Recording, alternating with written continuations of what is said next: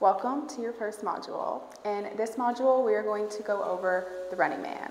I just want to dive into the importance of the running man before we really start getting into the in-depth tutorial. I really suggest that you listen to this part and take notes because this is going to sort of switch your mindset and your approach to all of these moves. So the running man is your most important move with shuffling. It is the foundation, it is your bread and butter. If you nail the running man and you really get a clear understanding of how it's supposed to feel to do the running man, you are set up for every other move. Yes, other moves can be harder than the running man. Yes, they can be more challenging, but this is going to really guide you in the right direction. So nail the running man and you're golden. I also want to reiterate that the running man is the move that you're gonna do the most at shows, at festivals. It's the move that you probably see the most often. It's just the most convenient move to do at festivals because you can stay in place in a really tight surface, but you still get to feel like you're shuffling without like doing all of these extra moves. So if you want to be able to dance at music festivals, the running man is your go-to. It's the move you really need to be working on. So keep that in mind. The reason that I believe that the running man is the most important move is because it's going to help you with your balance, your stamina, and your stability. Those three things make up a beautiful move, dance movement, anything like that. Those three things are what's going to really set you up. And those are the three things that you have to do to have a really nice, successful running man. Another reason that I think the running man is a really important move is because it teaches you musicality. You've got to stay on those beats with that running man, and learning that with the running man is going to help make everything else so much easier, and it's going to be in your head and you're like, oh, this makes so much more sense. So musicality is really big with the running man, but it's super, super easy counts. The last reason that I think that the running man is really important is because it teaches you the balance between staying really light on your feet, but staying grounded into the floor. Shuffling, you've got to stay light on your feet because you're moving so quickly, but you've got to stay grounded on the floor or you're gonna look too much like you're jumping and bouncing too high. So you really got to navigate that like happy medium in between staying grounded and really being light on your feet. So the running man teaches you how to do that, and like I said, you've got to know all of that and all of the other moves. So if you really learn that with the running man, you're set. So these are some things that we're going to discuss, and let's hop into the tutorial.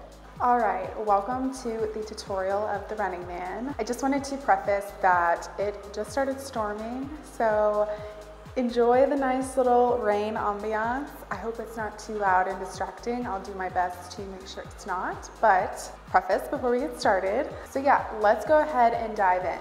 So I want to brief you on some terminology really quickly with the running man before we get started. There are two terms that I will be using a lot, and that is your stance and that is your perch. So your perch is when you have one leg raised and you have one leg planted on the floor. This is your perch position. It looks like this. And then you have something that's called your stance, and that is when you're rooted into the ground. Stance, perch, okay? Now let's go over the positions for each of those. For your perch, like I said, you're gonna have one foot up. It could be your right or it could be your left foot. We wanna make sure that we don't have it too high. Like this is pretty high to have it because every time you come up, you gotta shoot it that high, and that's a lot of work. So I recommend having it kind of in the middle because you also don't want it too low either, or it's gonna look more like that. So we're gonna really kind of work on having it somewhere kind of in the middle. This is where it really works for me. It's all personal preference. If you like to have it higher, do your thing. If you like it lower, do your thing. So this is about the height that I choose to go. Now, my foot, I keep it pretty relaxed. I don't flex it, and I don't 100% point it. It is relaxed, so it's a little bit more on the pointed side rather than the flexed, but it's just kind of here. Right? My leg, my supporting leg, while I'm in my perch, is shooting in the ground and it's straight. My knee is not bent, I'm locked out, my leg is up. So it could look like this, from the front, from the side, from the back. Okay, that is our perch. Our stance is, like I said, when we're rooted into the ground. So when we're rooted into the ground, we have both feet down into the floor. So I'll turn to the side. You can see my front foot, my heel is down. Okay, this is really important. Your front foot heel is down, and I'm adding a slight plie into my legs. A plie is a ballet term for just the bend of the knee.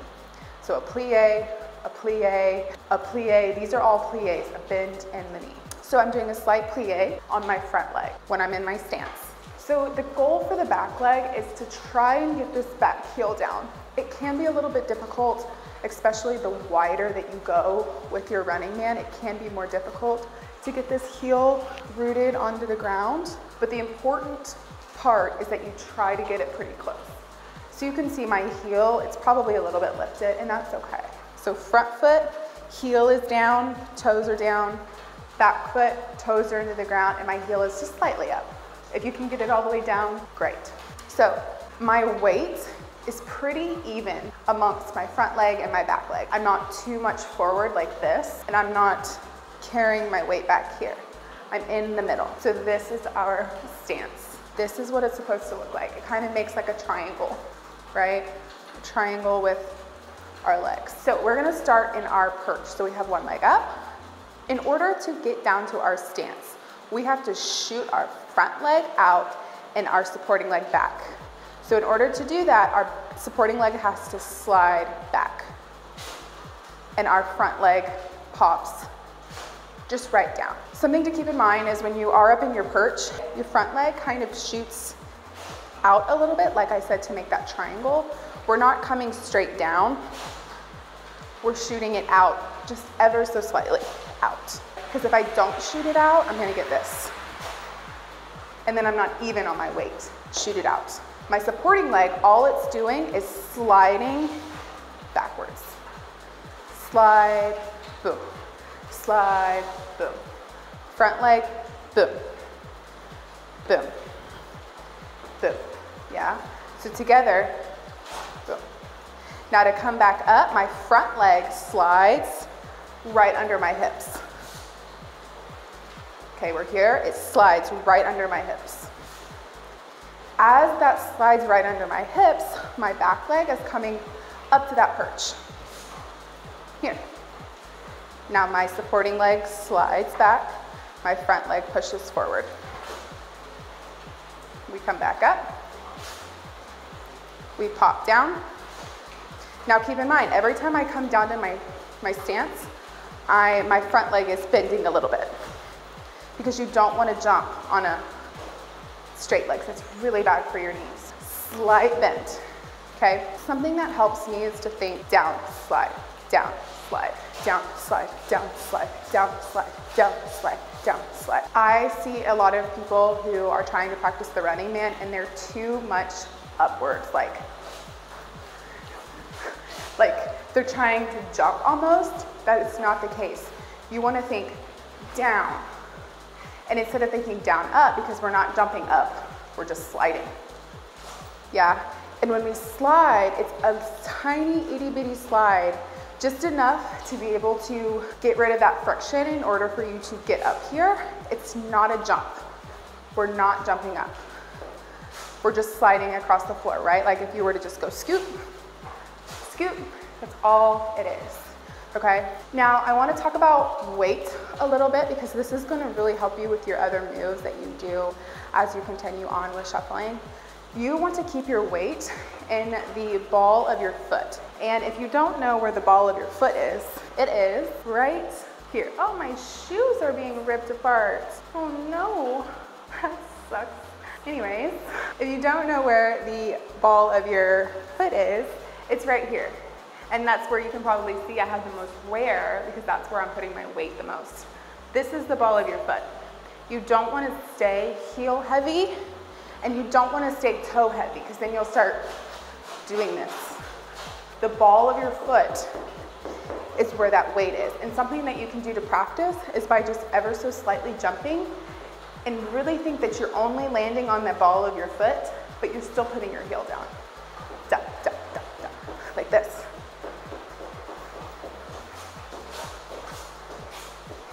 And learning to stay light on the ball of your feet will help you so much with rocking because that's all rocking really is like scooting around on the balls of your feet. Now I want to talk about arms for a second, because arms are so important with dancing. We are a multi-dimensional human being, and we need to be using every part of our body when we're dancing, right? With the Running Man, I like to do a accumulation of different things. I sometimes will do opposite arm, opposite leg.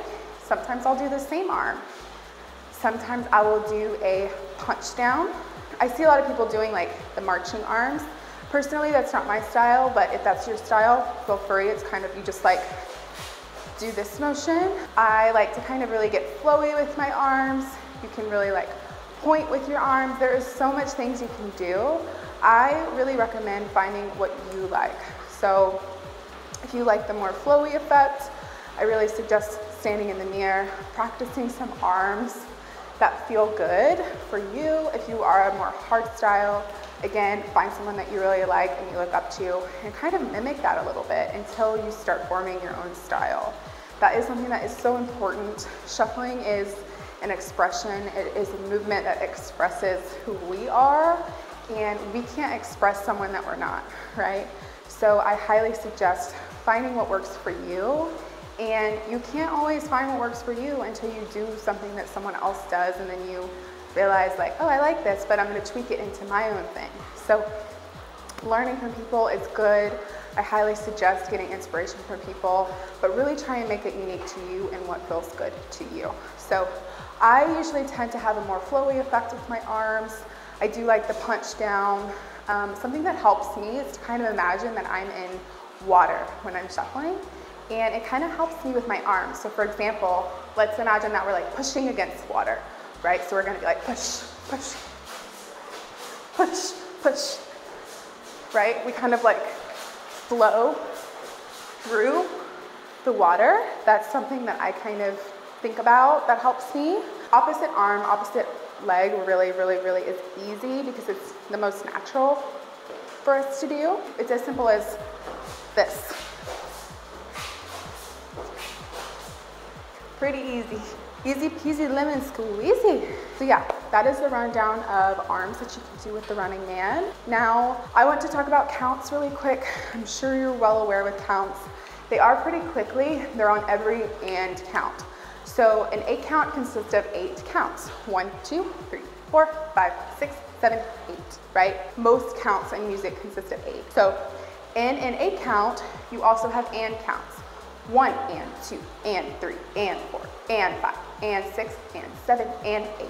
So when you are in your stance, that is when you are on the actual number. So that would be like 1, 2, 3, 4, 5, 6, 7, 8, and so on. When you are in your perch, that is when you're on the and count. So you have 1 and 2 and 3 and 4 and so on. Got it? So really remember that's the count. It's not the opposite. When you're down, you're rooted into the ground. That's when you're on those actual numbers. When you're up, that's when you're on the and counts. I really suggest starting with a lower BPM when you really try and practice the Running Man. When I first started, I just wanted to be really good fast, and I didn't take the time that I really wanted to like clean the Running Man. I was like, oh, I feel decent with the Running Man. I'm gonna go learn all these other moves. And if I could go back, I would have just practiced really nailing the Running Man, because it is so important. Start with a slow BPM, get those counts down, get that musicality down, and then move on. But counts are really important, musicality is really important. When you really find that flow of where your body is supposed to be, it will make more sense. A couple more general key points that I want to focus on is that we are not going to look down at our feet when we're doing the Running Man. When you look down at your feet when you're dancing, it is because you aren't trusting yourself to do that movement. You feel more comfortable and confident to look down and make sure that you it just makes you feel better, right? It makes you feel like, oh, I could do this. Really practice looking up. What we do when we dance is a habit. It's muscle memory. So if we're practicing looking down, when we actually go to try and get into a flow, what do you think we're gonna do? We're gonna look down. So practice looking up. If you need to look down to see how your legs are doing, cool. If you have a mirror, even better, because you can really keep your chin lifted. So please, please, please don't look down. It will save you so much more in the long run. The habits that you pick up on as a beginner shuffler are really important because those are the habits that will stick with you. So starting with good, clean habits will really help you down the road. The last tip that I have for you guys is to not curl your shoulders over. So it might be easy, it might feel easy to kind of like slouch a little bit like this because you just might not be super comfortable in the movement yet. But I really encourage you to keep those shoulders back and your chest lifted and your core engaged, right? If we're slouching like this, it's because we're probably not engaging our core.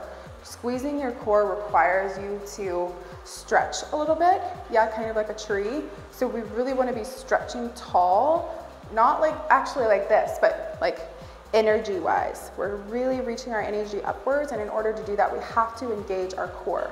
So shoulders are back, our chin is lifted, we're really like perked up, but we're still grounded into the floor, right? So the running man is such a fun move, and there's so many ways to perk it up and like make it into your own thing. Like I said, when I first started, the running man was something I avoided, and now it is my favorite move. I love doing the running man. There's so many different things you can do, but you really need to nail this one down before I suggest you working on the other one. So I hope you enjoyed this tutorial, and I will see you in the next module.